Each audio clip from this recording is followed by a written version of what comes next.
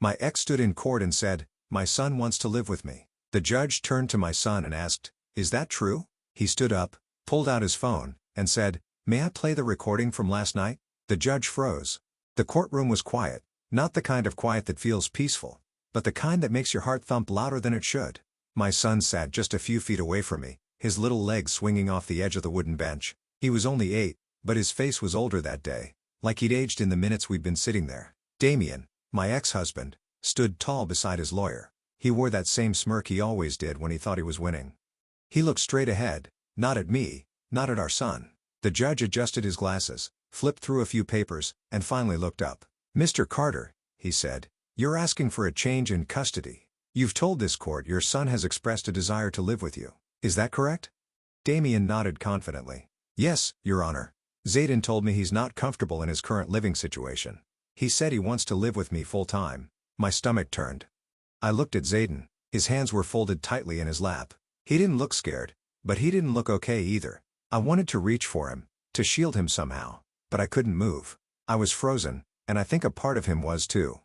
The judge turned his eyes towards Zayden. "Son," he said gently, "is that true? Do you want to live with your father?" Everything inside me stopped. My heart, my breath, my hope. I wanted to scream that it wasn't fair to ask an 8-year-old that question in a room full of strangers and pressure, and his father staring down at him like a shadow. But I said nothing. I waited. Zayden stood up. He didn't answer right away. He reached into the pocket of his tiny gray jacket, pulled something out, and held it up for the judge to see. It was my old phone. I'd given it to him to play games on a few months ago when I upgraded. I didn't even think it worked that well anymore. Zayden looked straight at the judge. His voice was quiet but clear. "May I play the recording from last night?" Every single person in the courtroom froze. Even Damian turned to look at him. The judge leaned forward slightly. "Recording?" Zayden nodded. "Yes, sir. From my dad. Last night." The bailiff stepped forward and the judge motioned for Zayden to hand the phone over. But before he did, Zayden added, "I didn't know what to do. I just recorded it so someone would believe me." And in that moment, I knew something had happened. Something I hadn't seen, hadn't heard, hadn't been able to protect him from. And my son, my 8-year-old boy, had figured out how to protect himself. I felt every eye in that courtroom shift to him, but Zayden didn't flinch. He stood there, shoulders back, his small fingers gripping the phone tightly. Damian's smirk faded. The judge hadn't pressed play yet. He looked at Damian, then at me, then back to Zayden. "You're sure you want to share this with the court?" he asked. Zayden nodded. My throat was dry. My fists clenched in my lap. Whatever was on that phone, whatever Damian had said to him, my son was brave enough to bring it here in front of strangers, in front of his father. I looked at him, really looked at him, and I saw something that broke me wide open. He wasn't just scared. He was standing up for himself, for me, for the truth. The judge finally pressed play, and nothing was ever the same again. People always ask me why I stayed with Damian for as long as I did. I don't have a simple answer. Love isn't always a straight line. Sometimes it's a knot you get tangled in so slowly you don't even feel it tightening until you can't breathe. We met when I was 22. He was confident, funny, the kind of man who filled a room. He made me feel seen in a way no one else had. I didn't realize back then that some people only see you so they can find the right place to break you. The control started small. He didn't like some of my friends, said they were bad influences. He wanted me to stay home more, said real women prioritize family. When I got pregnant with Zayden, things got worse. I stopped working. He said he'd take care of everything, but everything came with a cost. My independence, my voice, my peace. By the time Zayden was a toddler, I barely recognized myself. I wasn't allowed to have a debit card. I wasn't allowed to drive without checking in. If I wore makeup, he'd ask who I was trying to impress. If I didn't, he'd say I looked lazy. It didn't matter what I did. It was never right. The final straw came one night when Zayden spilled juice on the carpet. He was just 5. Damian stood over him, yelling so loud the walls shook. I stepped in between them, shaking, and said, "You don't yell at him like that." Damian turned to me with that look in his eyes I'd seen too many times before. That night, I packed a backpack, took my son, and left. We stayed at my mother's for 2 weeks before I found a tiny one-bedroom apartment on the edge of town. It wasn't much, but it was ours. I picked up a part-time job at the library during the day and cleaned offices at night. It was hard. Some days I barely slept, but I was free. And more than anything, Zayden was safe. My mom, Evelyn, became our anchor. She watched Zayden while I worked, helped with homework, made dinner. She'd been quiet when I was with Damian, but after we left, she told me the truth. I never wanted to interfere, she said. But I prayed every night that you'd leave him before it got worse. Damian didn't fight me for custody at first. For the first 2 years, he saw Zayden every other weekend and always acted like he was doing me a favor. But something changed 6 months ago. He showed up with a brand new suit and a lawyer. Said he wanted full custody. Claimed I was unstable. Said Zayden told him he wanted to live with him instead. It felt like a punch to the gut. I knew it wasn't true. Zayden loved his life with me. We had routines, laughter, bedtime stories, Saturday pancakes. He'd never once said he wanted to live with Damian. But I also knew how convincing Damian could be when he needed to be. He'd always been two people. The charming one the world saw and the one I'd lived with behind closed doors. The weeks leading up to the hearing were filled with stress and questions. Zayden started having trouble sleeping. He clung to me more, asked strange questions about courts and judges. One night, he crawled into bed with me and whispered, "What if someone lies and people believe them?" I turned to face him and stroked his hair. "Then we tell the truth," I said. "That's what we do, even when it's hard." He nodded, but he didn't say anything else. I didn't know it then, but he was already carrying the weight of what Damian had said to him. He was already preparing to tell the truth when it mattered most. The morning of the court date, he put on the gray jacket Evelyn had ironed the night before. He asked me if he could take the old phone I'd given him. I said yes without thinking much about it. He'd been using it to play music and little games. I never imagined that phone would be the key to everything. In that courtroom, with Damian's lies echoing through the air and the judge staring down at us like he was weighing the future on a scale, I sat there praying. Not for the court to believe me. Not even for justice. I prayed for my son to feel safe enough to speak his truth. And somehow, even at 8 years old, he did more than speak it. He proved it. The day Damian's lawyer served me with the custody papers, I dropped them in the kitchen sink and threw up. My hands were shaking so badly I could barely grip the edge of the counter. Zayden was at school. I had 4 hours to pull myself together before picking him up. 4 hours to figure out how I was going to survive another war with the man I had barely escaped. I called my mom first. She came over with chamomile tea and her old file folder full of legal notes from when she went through her own divorce. She sat me down, took my hand, and said, "This is going to be hard, but it's not impossible. You have the truth on your side, and you have Zayden." Zayden, that's what terrified me the most. He was only 8. He didn't understand courtrooms or custody. He just wanted to play soccer after school and eat chocolate chip waffles on Saturday mornings. I didn't want to drag him through this, but I didn't have a choice. At first, Damian was calm. Too calm. He showed up to pick Zayden up for his weekend visit, wearing new clothes and bringing toys I couldn't afford. He smiled wide, told me he wanted what was best for our son, and then whispered when Zayden wasn't looking, "You really think they're going to give him to someone working part-time and living in a shoebox?" I didn't answer. I closed the door and sat on the couch for 2 hours, staring at the front door like it might not open again. But it did. Zayden came back quiet. He went straight to his room. Didn't say much. Over the next few weekends, the silence grew. He stopped talking about what he and Damian did. He flinched when I asked how it went. One night, I heard him crying into his pillow. I sat at the edge of his bed and asked what was wrong. "Is it bad to not want to live with someone if they're your dad?" I froze. "No," I said. "It's not bad to want to feel safe."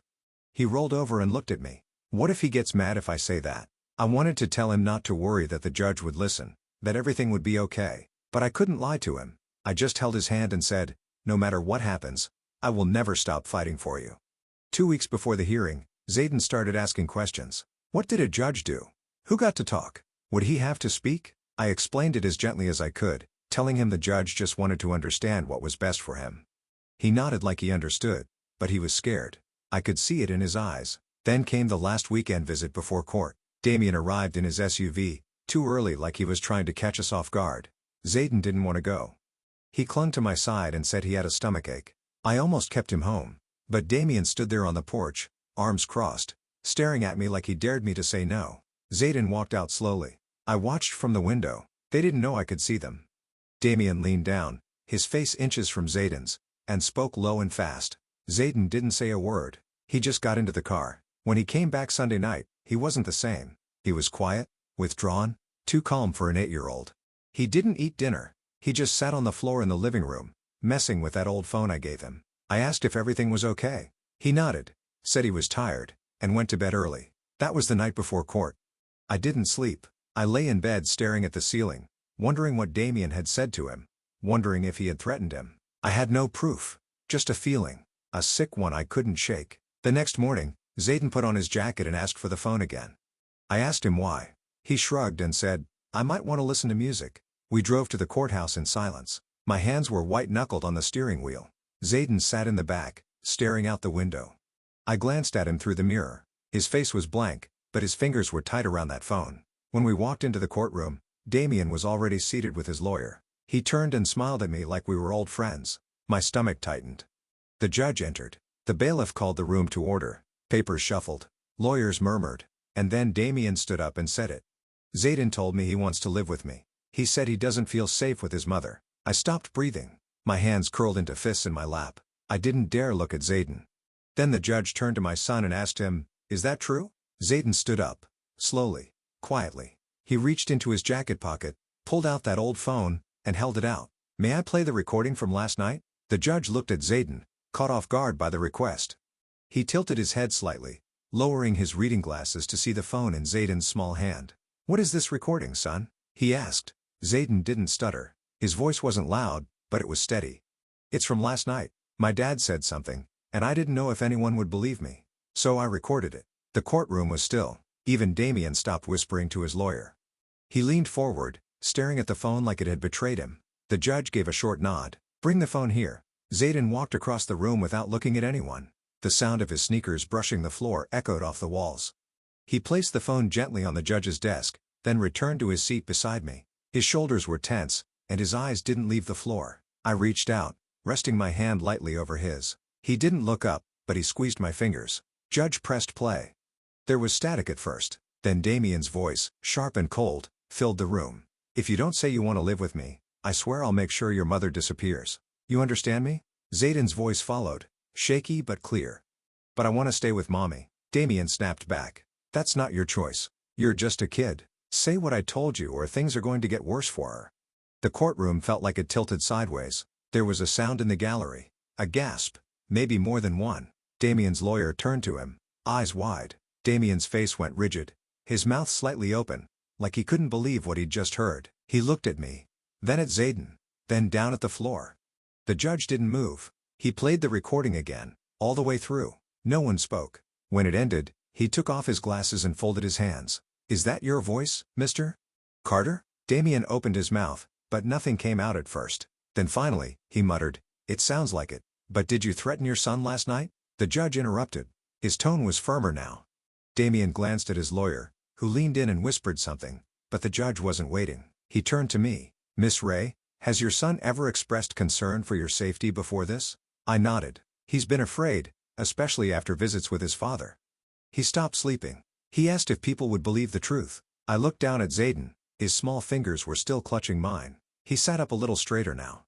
The judge turned back to the courtroom. "I need a moment to review this," he said.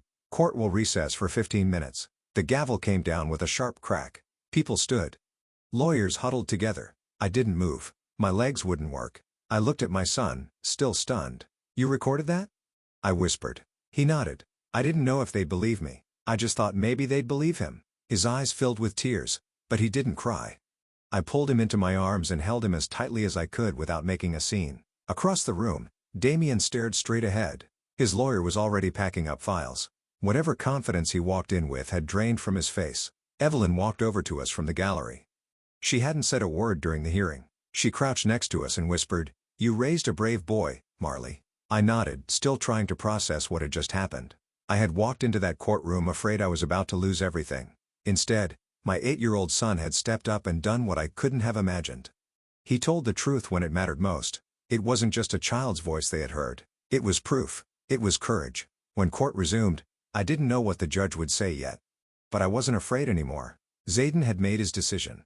He had taken action. And in doing so, he shifted the power in that room in a way that even Damian couldn't undo. We didn't win the case in that moment. But everything changed because of it. When the judge returned from recess, the room went quiet again. I sat with my hands clasped in my lap, still gripping the warmth from Zayden's small fingers. He leaned against me, tired but calm, like he had already done the hardest thing he would ever do. Judge Callahan adjusted his chair and looked across the room with a seriousness that hadn't been there earlier. He glanced at the bailiff, then at the 2 attorneys, and finally back at Damian. "I have reviewed the recording multiple times," he said. "There is no question in my mind that it is authentic. Mr. Carter, your voice, your words, and your intent were clear." Damian shifted in his seat. His eyes flicked to his lawyer, who was now sitting motionless beside him. "You threatened a child in order to influence the outcome of this case," the judge continued. "You attempted to manipulate your son to lie in this courtroom under the pretense that he wished to live with you. That is not only deeply disturbing, it is a direct violation of the ethical standards this court expects of a custodial parent." Damian opened his mouth like he was about to defend himself, but the judge held up a hand. "You will not speak again in this courtroom unless I ask you a direct question. Do you understand?" Damian nodded, jaw tight. The judge turned to Zayden. "Young man," he said, softening his voice, "what you did today took a great deal of courage. A courtroom can be a scary place for anyone, let alone a child your age. But you told the truth. You helped this court see what was really happening, and I want you to know that I heard you." Zayden didn't respond with words. He simply nodded once, eyes wide. I looked down at him and squeezed his hand again. He didn't let go. The judge turned back to the attorneys. "Given the evidence presented today, I am denying Mr. Carter's request for full custody. Effective immediately, all visitation rights are suspended pending a formal review. Mr. Carter will be required to undergo a psychological evaluation and parenting education program before any future supervised visits are considered." Damian exhaled sharply and leaned back in his chair. His face was drained of color. The judge continued, addressing my attorney next. "Miss Ray has demonstrated that she has provided a stable, supportive environment for her son. And in light of today's revelation, I find no reason to disrupt that. Full legal and physical custody remains with the mother. This ruling is final until further review, and any future contact between Mr. Carter and the minor will be at the discretion of this court." I felt my chest rise with a breath I hadn't realized I was holding. It wasn't just relief, it was justice. For the first time in years, someone had seen through Damian's lies without me having to defend myself to exhaustion. And the person who made that possible was sitting right next to me, still holding my hand. The judge stood and banged the gavel. "Court is adjourned." People started moving. Lawyers packed their bags. The bailiff stepped forward, but I couldn't move. I turned to Zayden and cupped his face in my hands. "You were so brave," I whispered. "I'm proud of you. You didn't have to do that, but you did." He looked up at me, eyes blinking with emotion he hadn't let out yet. "I just wanted them to know the truth," he said. "I didn't want you to get hurt." My heart broke and healed all in 1 second. I pulled him into my arms and held him there, surrounded by the sterile walls of the courthouse and the weight of everything we'd carried to that day. Damian walked past us on his way out, his expression empty. He didn't say a word. Baden didn't look at him. He didn't need to. Evelyn met us in the hallway. She held her arms open wide and Zayden ran to her. She wrapped him in a hug so full of love, I thought it might lift all three of us off the floor. We walked out of the courthouse together. The sunlight hit our faces as we stepped onto the sidewalk. Zayden looked up at me, and I saw the boy I knew again. The one who laughed at cartoons, asked for extra syrup, and made up songs about our cat. The fear was gone. That was the day everything changed. Not because the court ruled in my favor, but because my son found his voice and used it when it mattered most. The ride home was quiet. Zayden sat in the back seat, staring out the window, his seatbelt drawn snug across his chest. I glanced at him in the rearview mirror every few minutes just to make sure he was still okay. He didn't say much, but he wasn't scared anymore. His shoulders were relaxed, his small hands were folded calmly in his lap. That was all I needed to see. When we got home, Evelyn had already warmed up a pot of chicken soup. She didn't say anything when we walked through the door. She just hugged us both, kissed Zayden's forehead, and handed me a warm bowl like it was her quiet way of saying, "You're safe now." Later that night, I tucked Zayden into bed. His room was full of his favorite books, stuffed animals, and the old blanket he refused to give up, the one with frayed corners and superhero patches. He slid under the covers and looked up at me. "Am I in trouble?" he asked. "No, baby," I said, sitting on the edge of the bed.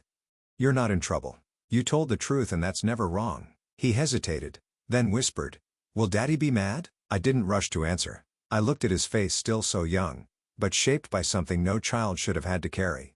I brushed his hair back and said, "He might be, but what he did was wrong. What you did was right, and being mad at the truth doesn't make it less true." He nodded slowly and rolled onto his side. I sat with him until he fell asleep. I watched his chest rise and fall, steady and peaceful. I wanted to remember that moment. After everything we had been through, my son could finally rest. In the weeks that followed, Damian tried to reach out. His lawyer called twice. Both times, I referred them to the court order and hung up. I wasn't afraid of him anymore. The fear had been replaced with something stronger. Resolve. Zayden started smiling more. He asked to ride his bike again. He asked for waffles on Saturday and snuck whipped cream from the fridge when he thought I wasn't looking. He talked about school, about his friend Jaden's weird haircut, about how he wanted to be an astronaut or maybe a video game designer. He laughed. A real belly-deep laugh that hadn't come out of him in months. One night while we were doing dishes, he said, "I think I want to be a lawyer." I laughed. "You'd be a great one." He grinned. "They listen to people who tell the truth, right?" I put the dish towel down and pulled him close. "Yes, and the best ones protect people who need to be heard." That night, I sat on the couch with a journal I hadn't touched in years. I opened to a blank page and wrote, "My son saved us." Not with anger, not with revenge, with truth. He reminded me that courage doesn't always shout. Sometimes it's a small voice, clear and steady, saying what needs to be said at exactly the right moment. Zayden didn't just help the court see the truth, he helped me see myself again. Strong, capable, not broken, not helpless. I had survived the storm, but he had walked through it beside me, and in the end, he was the one who stood up. People talk a lot about protecting children, but sometimes children protect us.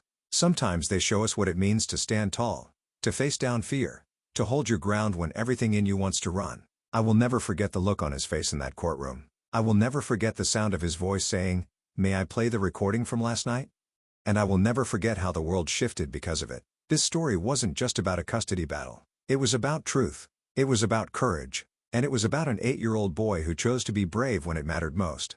That day, the judge heard his voice. But more importantly, Zayden heard it too and he believed it. If this story moved you, if it reminded you of the quiet strength so many children carry or the battles parents fight behind closed doors, take a moment to share it. There are others who need to hear this. Leave a comment below and tell me what stood out to you the most. I read every single one. If you haven't already, hit the like button. It helps more people find this story. And don't forget to subscribe to the channel for more real powerful stories like this one. Every week, I share moments that matter. The judge froze.